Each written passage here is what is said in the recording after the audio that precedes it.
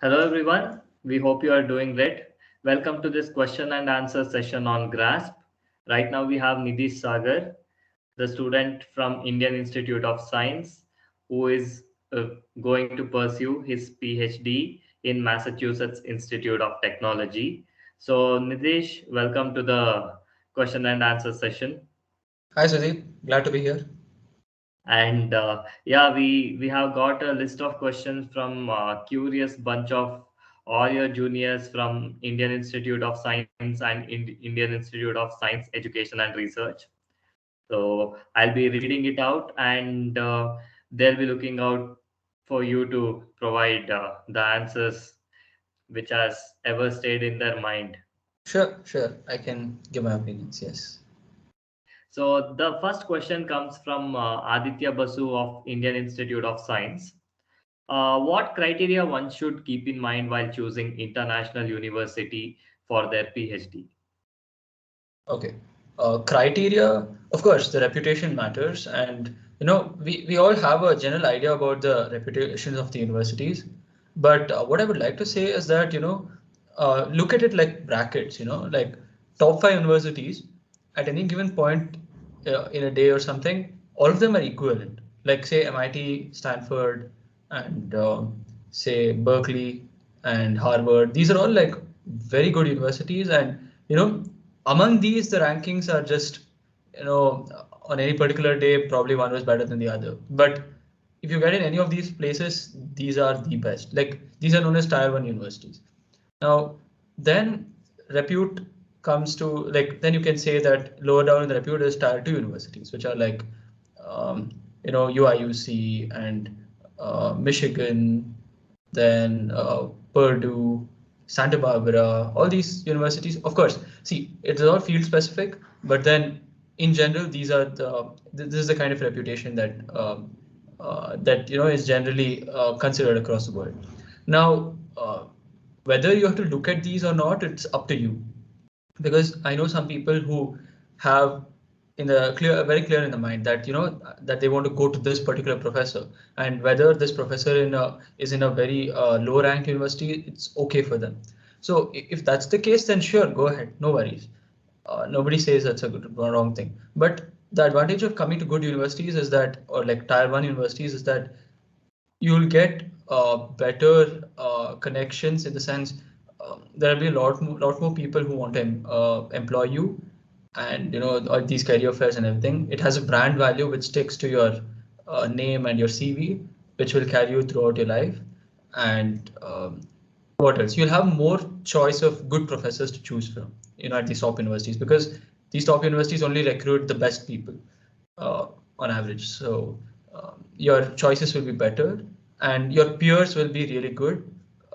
They'll be the best from the world. So you'll be, going toe to toe with such good people and smart people. So you will also improve as a result, and your professors will be some of the smartest people on earth, and everything. So, going to a good research institution or a top university, it enhances your life. Just like how you came to IISc or IISERs, it is something that will enhance your life and, increase your repute. Well, this thanks a lot for the answer. And the next question comes from Omkar Tidke from IISER Bhopal. What is the most important aspect of your journey to MIT? Okay, he means like most important aspect or most important part of my IISc journey. Yeah. Yeah. Okay. Uh, I would say, personal, how my personal life shaped out, that was more important for me throughout IISc, because I came in as a schoolboy, and now I'm leaving as a mature college like adult, which is one of the best transformations that I have seen in myself. And the kind of awareness I got, and the world I saw in IISc, the diversity, the different kind of people I had to interact with, all these were extremely important for me. And now I have the confidence that when I go to a world-class research institution, I can survive there, with all the experience that I've got. So I'm not lacking in any of them. So this transformation on the personal front was the most important and milestone for me. And coming to the academic side, of course, the kind of learning we had here, the kind of training that IISc gave me was very important. See, I can't compare it with other institutions because I only studied here. So I cannot say, I'm sure IISERs also are very good, and the teaching was also great. And the kind of people I met in IISc, that the people I met, and these are going to be my long lasting connections, forever they're going to be my connections. And I'm so glad that I'm friends with them, and I'm very proud if they do well in life, and later on when we meet, it'll be good to share experiences and memories. So all these things are some things that make up my IISc career and my journey. And I'm really glad that I came here, and I have only positives to say, no regrets. Well, that's a it shows that you have had a fantastic journey and you have really enjoyed your IISc life. And the next question comes from Sakshi Kumari from IISER Pune. So, how are you financing your journey?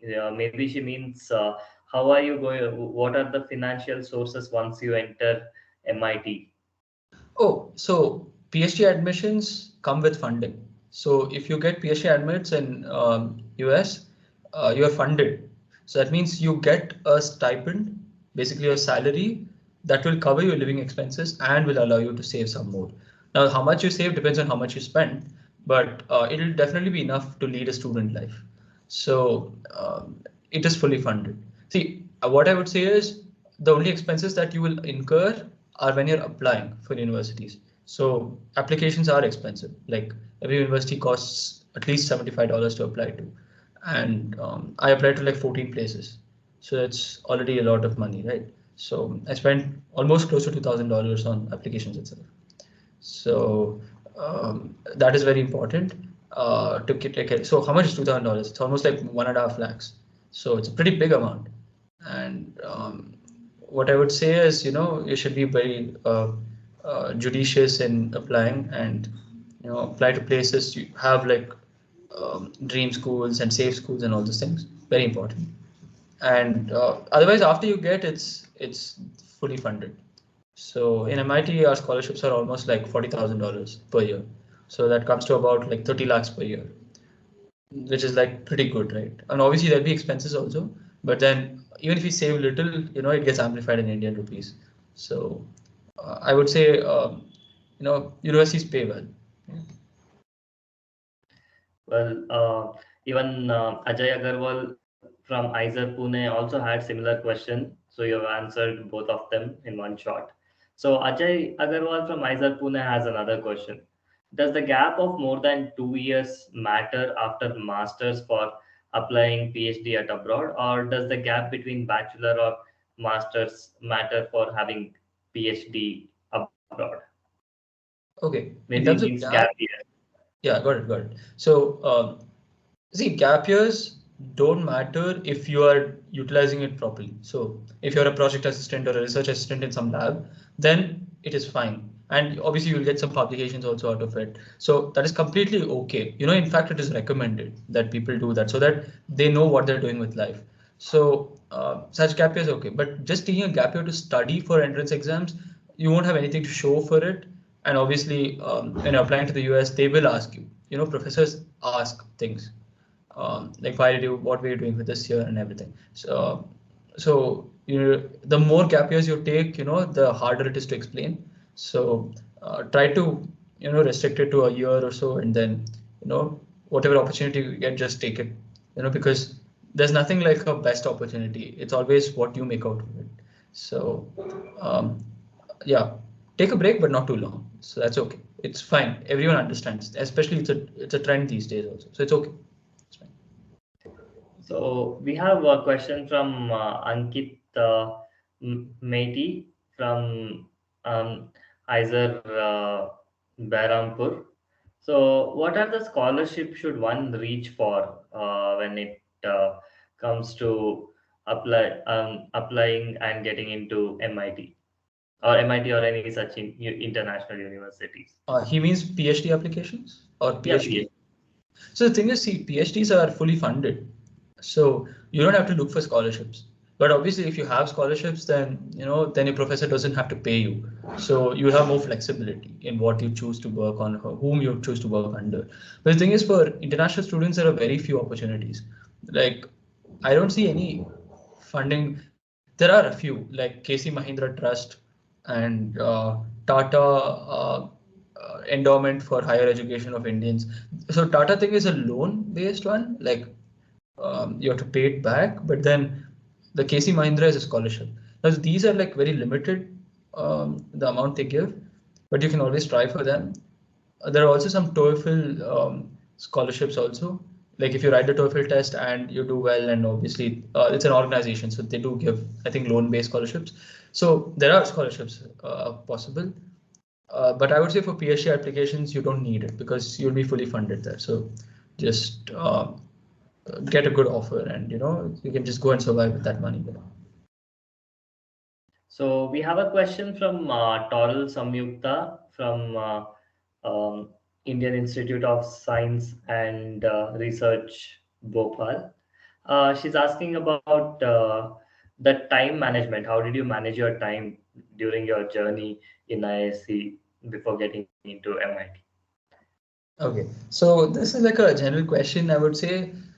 Time management. See, I didn't do anything specific that helped me, like time management wise, that helped me get into MIT. In fact, I was not expecting it also. But I would like to share my 2 cents on what I do for time management.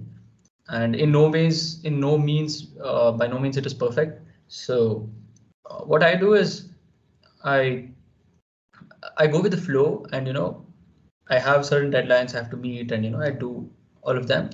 And obviously I do have other distractions and other things to do. So I don't see how there's no one size fits all for time management. What I would say is, if you want to know about time management for during the application process, then I can tell you. So it's very difficult to do anything apart from your applications during your November month and December month. What I would say is just you know think that see, applications are the one which determine what you're going to do for the next 5 years, right? For 5 years, and it's also very important for your career. So try to take a break on your project, your thesis project, if you can. Try to take lesser courses in that semester so that you can keep courses for the even semester, for the end semester. Okay, don't try to finish everything in that application semester. And uh, like double checking everything, and going through application processes are very time consuming, but you have to go through it, and you have to do it. See, I did it, and it reaped rewards. So got like admissions in 7 places, so which is good, right? So uh, give time to it and do it, because I know my friends who took coursework and took a lot of course load in that semester. They didn't give much importance to applications. They thought they can just write a general application and they'll get, but they're not getting admits. So very important that you spend that semester focusing on this. Yeah. And in general, time management, see, you have to find, what my teachers used to say was, think about your day, find where you're losing time, and and cut it. Like, you need to think about your day, because everyone's day is different. What you want to do is different from what I may want to do. So just think about your day, see where you're you can optimize your schedule, and say you were taking 1 hour for eating in your share. Like, if you think about it, then think from next day onwards, let me take 20 minutes for eating, and you can achieve the same thing. So think about your day, try to improve step by step, and this will help you get control over your day. And even I am doing these kind of things, I have to also do. And it's a learning in process, and nobody's perfect, I'm damn sure about that. Well, we have an interesting question from Ayush Raj from IISER Pune. Does 10th grade and 12th grade CGPA matter? Well, I did write it in my CV, my CGPA, like 10 on 10 in 10th, and 97% in 12th. But I don't know how much it matters, because when I was being interviewed, all that my professor saw was my university GPA. So I don't think it matters, but it's always good to have a 9. I mean, see, having a 9.8 or a 10 in 10th, it doesn't make much of a difference in the application. And having something about 90% in 12th also, nobody will say a 97% is like very, way better than 91% or something. So it's fine. Just don't worry too much about it. It's not worth worrying about. Just focus on your university credentials and research experience if you want a PhD application. Yeah. So we have a question from Ronak Mukherjee from IISER Bhopal. How to dive deep into physics and how can we get a chance to be at MIT? Ronak, I suggest you to dive deep into the grasp videos we have uploaded so far, and I have interviewed Anuj, who was a student of physics from Massachusetts Institute of Technology. But definitely looking at your interest into this, we will try our level best to arrange a speaker from a speaker who is looking forward to go to MIT for PhD because Anuj completed his MIT in undergrad. Sudeep, there's one of my batchmates, Archusman, you might know. Yes, yes, So he has got. I had him in mind. I am yet to speak to him. Okay, okay. Yeah, yeah. So you can consider. Okay, so coming to the question, my 2 cents on it is, uh, if you want to dive deep into physics, it's a very general thing.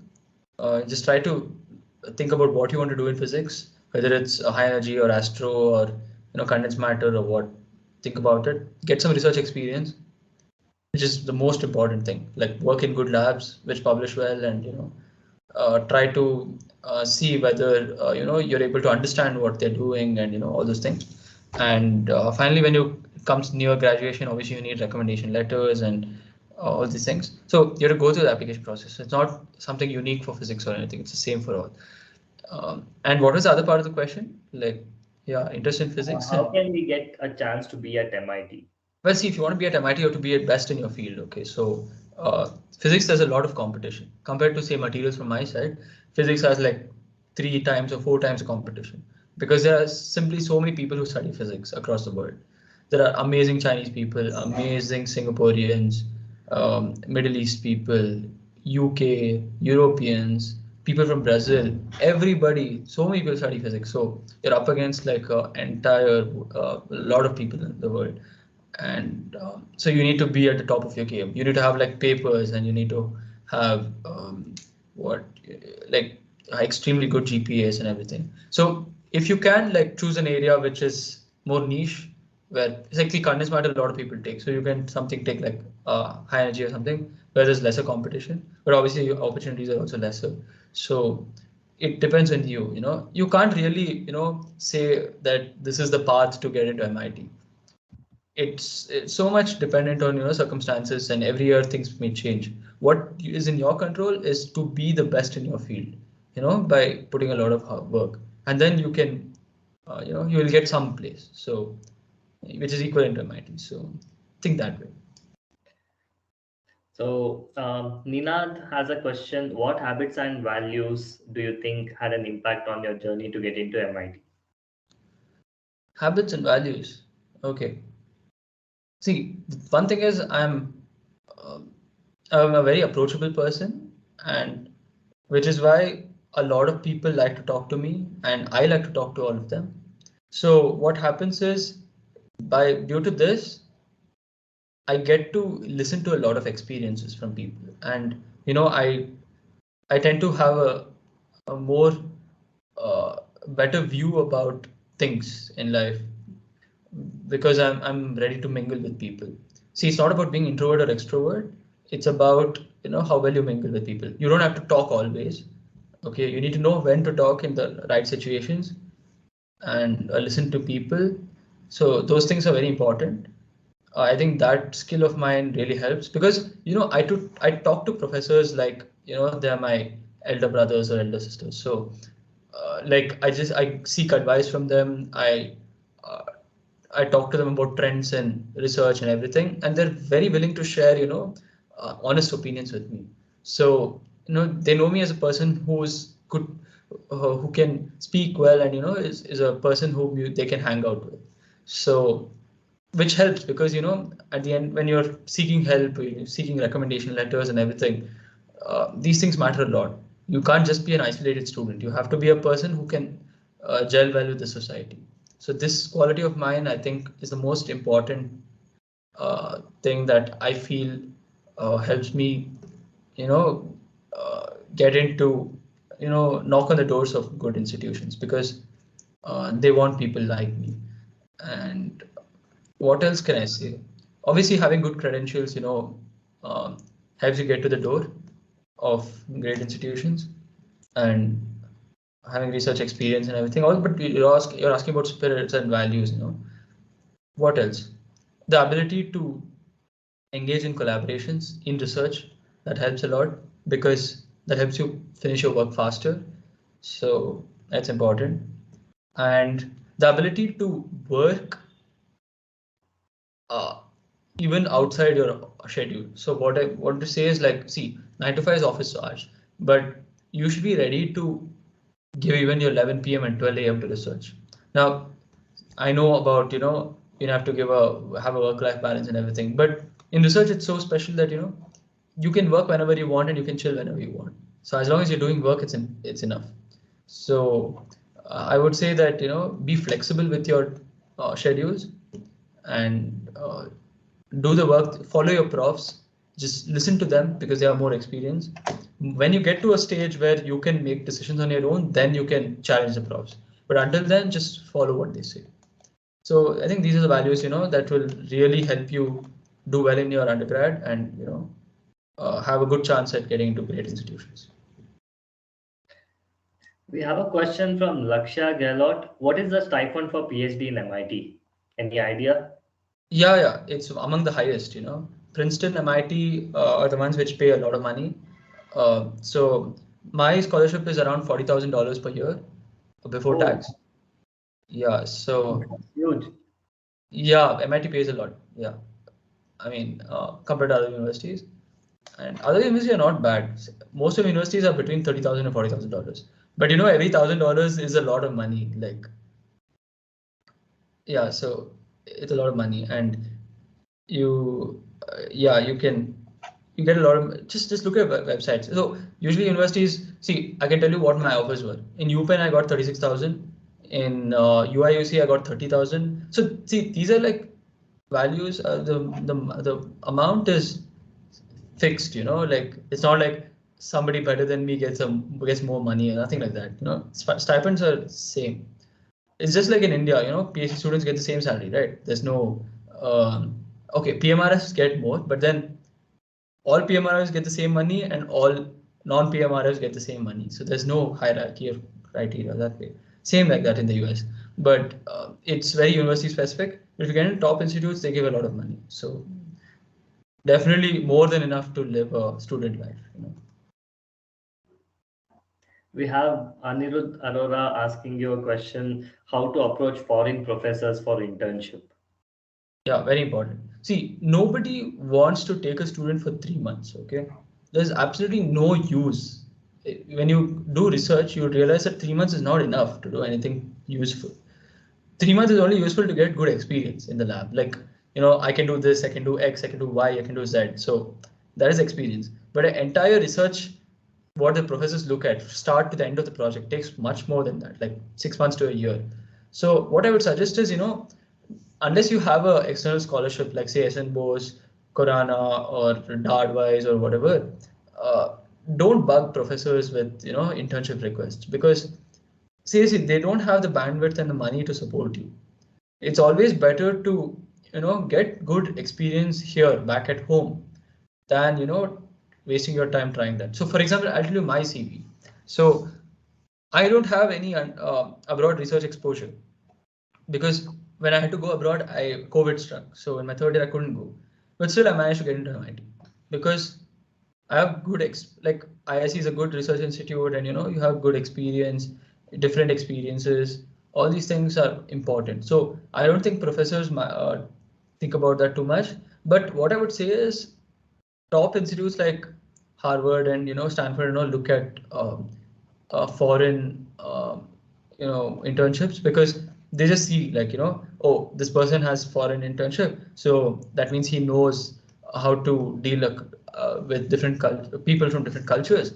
So they prefer to take them. So if you have a chance, sure, take it and go. But if you don't get it, there's nothing to be worried about. Nothing at all. You can still make it MIT, just like how I made it. So we have question from Amisha Das. Just a minute. We have question from, yes, Amisha Das.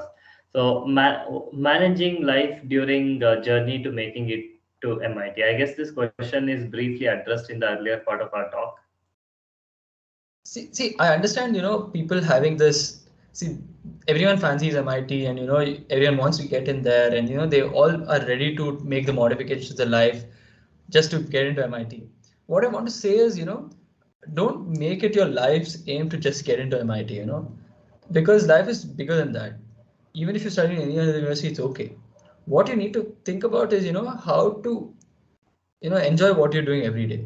So whether you're at MIT or any other place, you should really like what you do every day, and you should have that enthusiasm to do it. So if you want to make changes to your life, make changes that can help you now. Don't always think about the future. See, I'm ready to change my schedule tomorrow so that if it makes me happy tomorrow. So I'm not looking at 10 years down the line that my life will be better, that's why I'm changing my schedule. No, that's not the way. Every day matters. So that's how I look at it. And it's always life is a constant improvement. What works today may not work in next few months. So always be ready to make changes. And if you ask what kind of changes, obviously devoting more time for your research work, or spending time with people that you care about a lot, so that it balances the keeps the mental health in check. Very, very important things. So um, you know have a good balance. Balance is always important. Be a person who can market your research and yourself well, because selling yourself is actually a very important quality. As Indians, we usually think that self like bragging about oneself is something that is looked down upon, but no. In the US, people shamelessly brag about themselves. They do small things, they just blow it up, and they say as if they change the world. Okay, and if you want to go to such an environment, like if you want to go to MIT, then you have to be ready to do such things. Sell yourself. Be good at coding, make website for yourself, make a great LinkedIn profile, just be present on social media and everything. All these things, like uh, be a person who can be found on the internet, because people who want to know about you will just type your name on Google and check, just like how we do. So everyone does such things. So be present, show your presence on the internet, and make it count. So we have last two questions to take. One is from Amisha, which she also asked about strategies of studying. Oh, okay, okay. See, I'm not some counselor or something, but what I can just share my um, so what works for me, and you can probably try and see strategies for studying. See, in college, it really doesn't. Um, there's no one rule which works. In college, it's more about how smart you are in navigating through the courses. There are some courses where you have to just mug up and vomit them in the exam. There are some courses where you have to just know certain things and you can pass the exams well. And there are some courses where you have to put a lot of effort and everything. So you have to be very smart, like in college courses, because the smartest person necessarily doesn't have the highest GPA. It's more like the person who really wants to get a high GPA gets a high GPA. So uh, that way. And yeah, so just find smart ways. Like for example, if an assignment can be uh, it can be done quicker in one way than the other, but you learn less compared to the other way. But if you're time constrained, then you have to take the shortcut, right? So it's okay to take the shortcut. It's not like nobody learns everything in the subject in the 5 months of a semester. So it's okay. You can focus on grades and get good grades. It's not a crime, okay? Don't think that you're in science, so uh, you have to be pure and you have to learn everything, and you have to be Einstein or something. No, no bullshit like that. Just be smart and go through all the courses in your institute in a smart way. Get good GPA, apply, and you'll get into good places. I'm afraid that's about the strategies that I have. I think you'll have to read more on online, to get better insights. So coming to our last question from Ishwar Srinivasan from Indian Institute of Science, which is quite interesting. What important advantage does American citizens have over our Indian citizens while getting into MIT? Yeah, American citizens have a lot of benefits. They have a lot of these external funding agencies like NSF and Department of Energy, Department of Defense, and all these things, which give a lot of fellowships. So their entire PhD is funded by the government. Okay, so the professors need not support them, so they can just join any lab they want, even if the prof doesn't have funding. So American citizens have a lot of advantages because of course it's their country, so they'll give more benefits to their citizens. Now, what Indian citizens are, what I would say is we are going for a PhD, so we are students, and there are limited kind of things that we can do in the country. So it's fine. I mean, people have done well before, and whatever we can do. It's not like they're going to put us in jail or something like that. But obviously, the number of options we have for scholarships are lesser for PhD. But of course, if a prof wants to fund you, he'll fund you, and you'll be fine. But if you're looking at things for future, like after PhD, then just remember that higher the degree you have, and more the number of years you've spent in, say, the US, then the more easier it is to get a green card or citizenship and things like that if you want to settle there. So, uh, like if you have those kind of plans, then sure, go ahead, and people have got it before, and in a few years, 5 or 10 years, you will also get. So it's not too bad, but obviously American citizens have a head start, because obviously it's their country, and there are benefits that come from the government that we can't get. That's about it. Well, it was a fantastic session, Nidhish, and I'm very sure all of their questions are answered. And it was entertaining for both of us as well. Just to take Yeah, off a break from a long interview and addressing people's question, being very specific about what they want to know. So, absolutely. guys, first of all, thanks a lot for your questions. And most of the questions, actually we had a lot of questions to which were put forward. We had to screen out certain questions because all of them are addressed previously in the other Nidhish Sagar's talks. So you can go through them for your reference. So keep engaging with Grasp for anything, for any feedback or any engagements. Please write to grasp334@gmail.com. And most importantly, please like, share, and subscribe our YouTube channel and our initiative.